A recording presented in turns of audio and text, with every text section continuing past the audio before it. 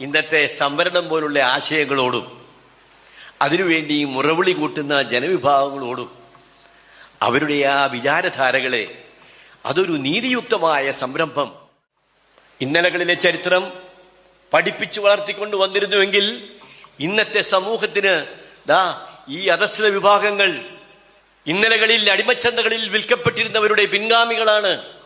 അവർക്ക് അറിവിന്റെയോ സമ്പത്തിന്റെയോ ഒന്നും ലോകത്തിലേക്ക് കടക്കാൻ അവസരമുണ്ടാകാതെ പോയത് കൊണ്ട് മാത്രം പിന്തള്ളപ്പെട്ടു പോയവരാണ് എന്ന ഒരു ചെറിയ ചിന്ത സമൂഹത്തിന്റെ പൊതു മനസാക്ഷിയിൽ കടത്തിവിടുന്നതിന് കഴിഞ്ഞിരുന്നുവെങ്കിൽ ഇന്നത്തെ സംവരണം പോലുള്ള ആശയങ്ങളോടും അതിനുവേണ്ടി മുറവിളി കൂട്ടുന്ന ജനവിഭാഗങ്ങളോടും അവരുടെ ആ വിചാരധാരകളെ അതൊരു നീതിയുക്തമായ സംരംഭം അത് പൊതുസമൂഹത്തിൽ അത്രയെല്ലാം ചെയ്യാൻ കടപ്പെട്ടിരിക്കുന്നുവല്ലോ അവരോട് എന്ന ഒരു ചിന്ത കുറെ മനുഷ്യരുടെയെങ്കിലും മനസ്സുകളിലേക്ക് സന്നിവേശിപ്പിക്കുവാൻ നമുക്ക് കഴിയുമായിരുന്നു.